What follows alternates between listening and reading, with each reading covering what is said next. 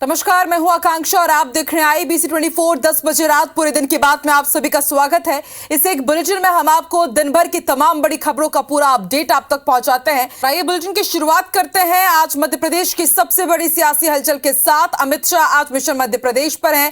केंद्रीय गृह मंत्री अमित शाह अब भोपाल पहुंच चुके हैं और भोपाल एयरपोर्ट से बीजेपी ऑफिस के लिए रवाना हुए हैं। आपको बता दें, अमित शाह संभागीय बैठक में शामिल हो रहे हैं। तो इससे पहले अमित शाह जबलपुर पहुंचे, छिंदवाड़ा में भी उन्होंने चर्चा की और उसके बाद छिंदवाड़ा से दोबारा जबलपुर पहुंचे और फिर जबलपुर से अब वो भोपाल पहुंच चुके हैं। अब भोपाल संभाग की बड़ी बैठक वो करने जा रहे हैं।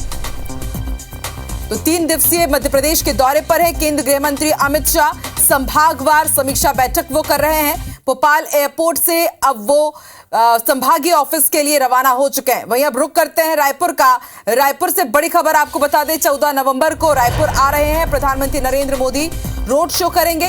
तेलीबांधा चौक, दीनदयाल उपाध्याय ऑडिटोरियम तक उनका ये रोड शो होने जा रहा है। रायपुर की 4 विधानसभा के बीजेपी प्रत्याशी इसमें शामिल होंगे। बीजेपी और जिला प्रशासन इसकी तैयारियों में जुटा हुआ है और जल्द ही पूरे कार्यक्रम की सूचना भी हम आप तक पहुंचाएंगे। पूरी जानकारी जारी की जाएगी। और अब आपको इंदौर लिए चलते हैं। यहां पर एक दर्दनाक हादसा हो गया और इस हादसे का सीसीटीवी फुटेज भी सामने आया है। स्कूल वैन की टक्कर से एक मासूम बच्चे की मौत हो गई। बेहद दर्दनाक ये तस्वीरें हैं। दोस्तों के साथ बच्चा खेल रहा था। विकास विद्या निकेतन की ये स्कूल वैन बताई जा रही है। परदेसीपुरा थाना क्षेत्र का ये मामला है।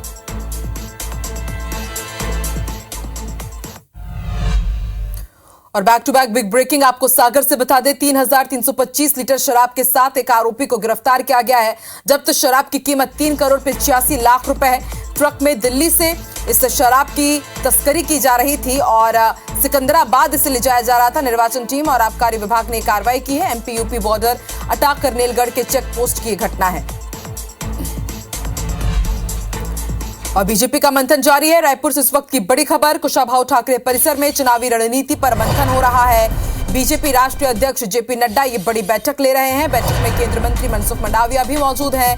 पूर्व केंद्रीय मंत्री रविशंकर प्रसाद के साथ ही तमाम बीजेपी के दिग्गज नेता, सांसद सुनील सोनी, सरोज पांडे, पवन साय भी इस बैठक में शिरकत कर रहे हैं। तस्वीरें आपकी टीवी स्क्रीन पर।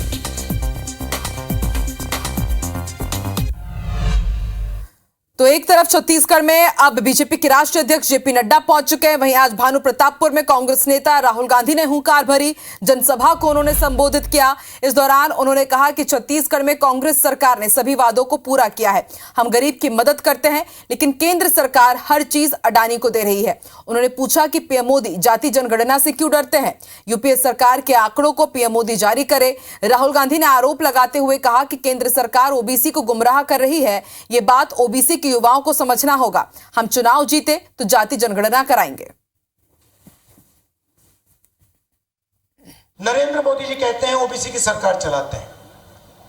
यह आंकड़ा आप सुन लीजिए और देश के सब OBC युवाओं को यह सुनना चाहिए, क्योंकि आपके भविष्य की बात, आपके रोजगार की बात हो रही है। हिंदुस्तान सरकार में 90 IAS ऑफिसर्स हैं। भाई और बहनों, 3 90 में से सिर्फ 3 लोग OBC वर्ग के हैं। कमीशन खोर के सरगना खुद रमन सिंह ओला ओकर नामांकन में आया। ऐसे कोई सगा नहीं जिसको रमन सिंह ने ठगा नहीं। भारत सरकार महादेव बंद करने चाहिए, सट्टल बंद करने चाहिए, नहीं कराते हमें तो 28% GST लगा दे। मोरा आरोप है अगर मन के 60 गांठ है तो महादेव उपलब्ध बंद नहीं करा। और आज भानु प्रतापपुर के दौरे पर रहे राहुल गांधी, आपने देखा किस तरह से उन्होंने बीजेपी पर निशाना साधा और इसके साथ बड़ी घोषणा भी की है कि अब KG से PG तक की पढ़ाई मुफ्त में होगी। सभी सरकारी स्कूल कॉलेजों में मुफ्त में पढ़ाई की जाएगी और इस पर बृजमोहन ने प्रहार किया है। उनका कहना है कि KG से पढ़ाई तक की जो मुफ्त की बातें कर रहे हैं, ये सिर्फ बातें, सिर्फ चुनावी घोषणाएं। बृजमोहन का कहना है कि शराबबंदी का क्या हुआ, जो उन्होंने पिछली बार जब सरकार में आने वाले थे, जब पिछले बार चुनाव होने वाले थे, तब उन्होंने घोषणा की थी। किस तरह से राहुल गांधी ने बयान दिया है और फिर उस पर बृजमोहन अग्रवाल ने पलटवार किया, आइए सुनवाते हैं।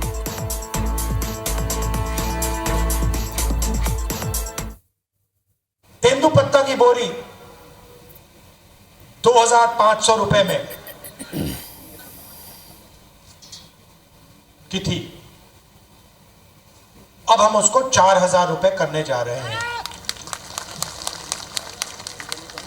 आपके जो माइनर फॉरेस्ट प्रोडक्ट्स हैं, जो जंगल में उगते हैं, उसके लिए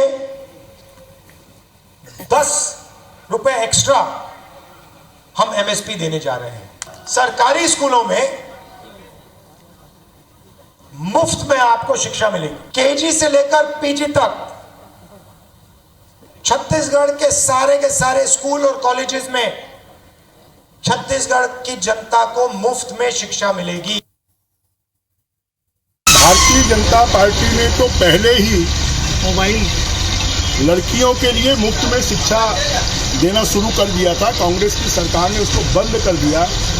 अब जब चला चली की बेला है और उनको मालूम है कि पीएससी घोटाले को लेकर छत्तीसगढ़ के नौजवान परेशान हैं और इस सरकार को सबक सिखाने वाले हैं, तो नए नए तोहफे देने की कोशिश कर रहे हैं, पर अब ये तोहफे बेकार जाएंगे।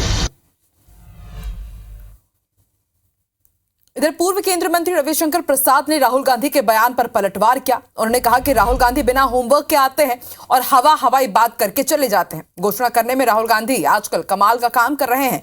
उनको सिर्फ घोषणा करना है, बाकी करना तो है नहीं। उन्होंने ये भी कहा कि हाँ, उनकी 5 साल से सरकार है, घोषणा करने से पहले ये तो बताना था कि पुरानी घोषणाओं का क्या हुआ।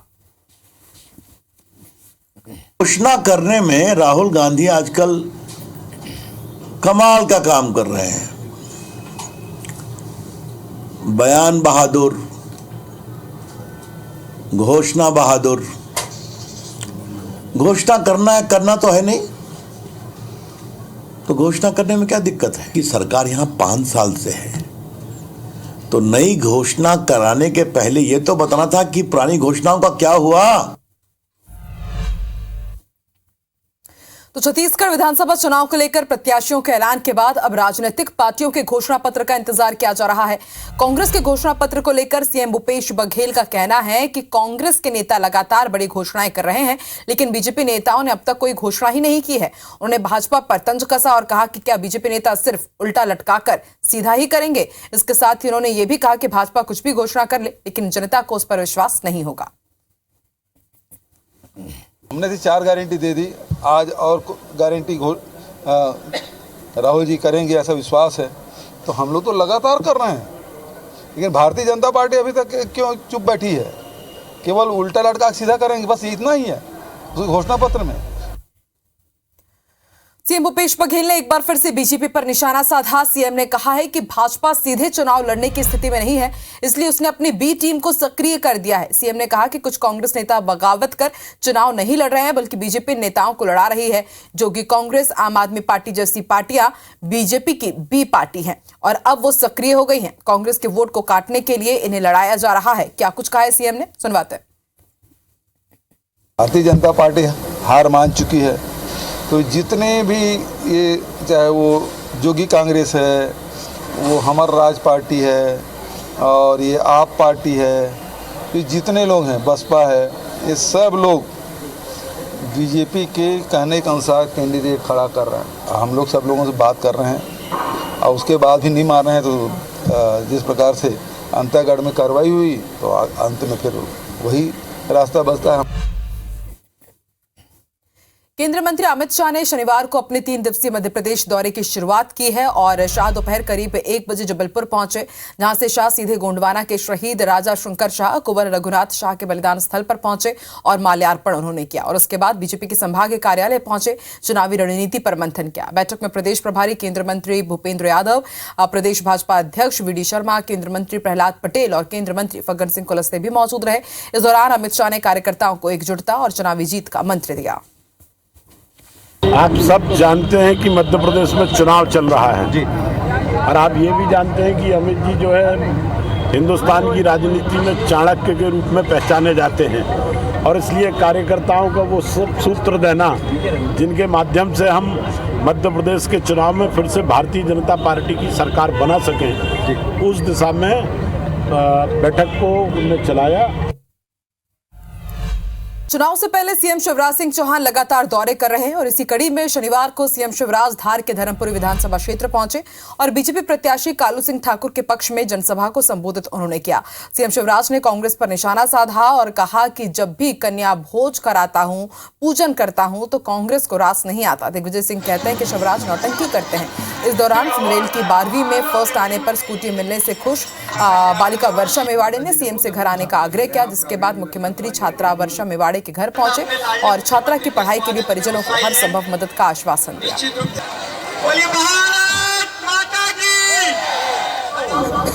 तो कांग्रेस के नेता दिग्विजय सिंह कहते हैं कि मुख्यमंत्री नाटक नौटंकी कर रहा है। बताओ मेरे भाइयों और बहनों, कन्याओं का पूजन और कन्याओं को भोजन नाटक नौटंकी है क्या?